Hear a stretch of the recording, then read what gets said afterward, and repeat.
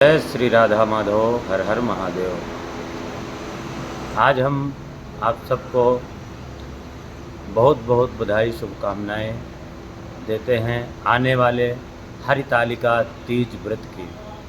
हरितालिका तीज व्रत इस बार 6 सितंबर 2024 दिन शुक्रवार को समस्त भारतवर्ष की माताएं बहनें बड़े धूमधाम से मनाती हैं और धूमधाम के साथ कड़ी तपस्या रहती है, कड़ा व्रत रहता है, कड़ा नियम रहता है। सवेरे भगवान शंकर जी के पूजन के साथ दिन भर कठिन, बिना कुछ लिए, बिना कुछ खाए, बिना कुछ पिए, यहाँ तक जल भी नहीं, और सायंकाल तक निर्जला व्रत रहती हैं। उसके बाद शाम को सब भगवान शंकर का पूजन करके और रात्रि जागरण करती हैं और सवेरे भगवान शंकर का विसर्जन करके सुंदर पारण करती हैं। तो इस बार भी हरितालिका तीज व्रत 6 सितंबर 2024 दिन शुक्रवार को रहेगा, क्योंकि उदया तिथि में जो तिथि पड़ती है उसका अपने आप में बहुत बड़ा महत्व होता है। इसलिए तृतीया जो मुख्य तिथि है वह तो शुक्रवार को उदया तिथि में रहेगी, हस्त नक्षत्र भी उदया तिथि में रहेगा, चतुर्थी से युक्त रहेगी। इसलिए शुक्रवार के दिन यानी 6 सितंबर 2024 को ही मनाना, व्रत करना और उपवास करना, भगवान शंकर का पूजन करना चाहिए। अब हम लोग बात करेंगे यह हरितालिका तीज व्रत का इतना बड़ा महत्व क्यों है।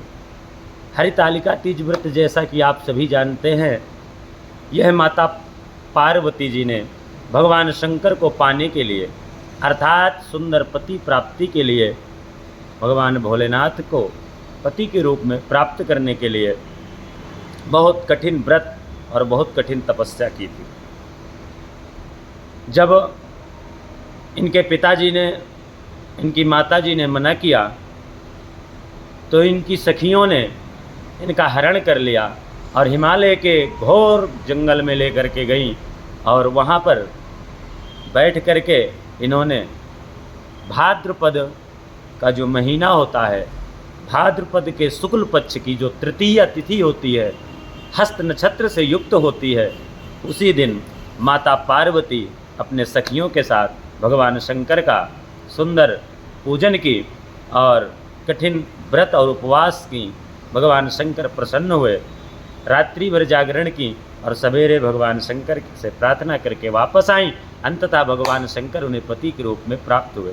इसलिए यह हमारे भारत देश ही नहीं अपितु जहाँ जहाँ भारतीय सनातन धर्म के लोग रहते हैं वहाँ पर भी हमारी माताएं भाद्रपद शुक्ल पक्ष तृतीया हस्त नक्षत्र में भगवान शंकर का पूजन करती हैं, शिव परिवार का पूजन करती हैं, व्रत रखती हैं, उपवास रखती हैं और कठिन तपस्या करके भगवान शंकर से अपने पति के दीर्घायु के लिए, अपने बच्चों के दीर्घायु के लिए, परिवार में सुख समृद्धि के लिए इस व्रत को बड़े तन मन धन से करती हैं।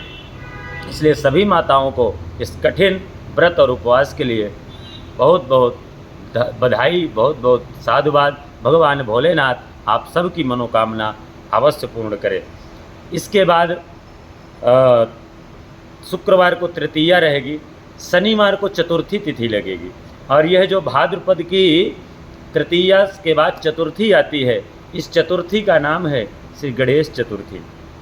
वैसे प्रत्येक चतुर्थी में गणेश जी का पूजन होता है, परंतु चतुर्थी तिथि जो भाद्रपद शुक्ल पक्ष की आती है, इसमें भगवान शंकर के जो पुत्र गणेश जी हैं उनका सुंदर पूजन होता है और उसी दिन उनकी प्रतिष्ठा होती है और प्रतिष्ठा के साथ 10 दिन का यह सुंदर गणेश उत्सव के रूप में पर्व समस्त भारतीय और समस्त सनातन धर्मी लोग मनाते हैं। गणेश चतुर्थी के ही दिन श्रीमद् भागवत भगवान की रचना जो हुई उसका प्रारंभ कहते हैं कि बोलो शंकर भगवान की जय।